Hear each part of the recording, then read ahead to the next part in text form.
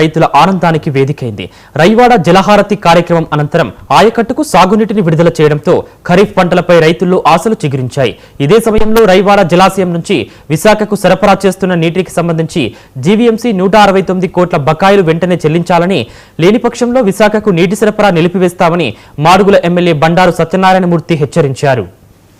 ఈరోజు ఏదైతే రైవాడ వారానాలమూర్తి జలాశయ పథకంలో ఈవేళ రైతులకు నారుమళ్ళ కోసం, దమ్ముల కోసం ఇవాళ నీరు విడుదల చేయడం జరిగింది. కొంత నీరుని విశాఖపట్నంకి ఇవ్వాలని కూడా కొంత నీరుని కేటాయించి 1-2 స్పెల్స్ వరకు కూడా మనకు చూసుకునే వర్షం పడుతుందని ఆశిస్తూ ఇవాళ అక్కడ జలాశయం ఓపెన్ చేసాం. ఇక్కడికి వచ్చేసరికి ఇది బోలికింతాడ, కలిగొట్ల, తిమరం 3 ఆరం అంటే రైట్ మెయిన్ కెనాల్ ఇది. దీని మీద పూర్వం నీరు ఇక్కడ స్టోర్ అడ్డు పెట్టుకొని లాకల ద్వారా పొలాలకు పంపించేవారు.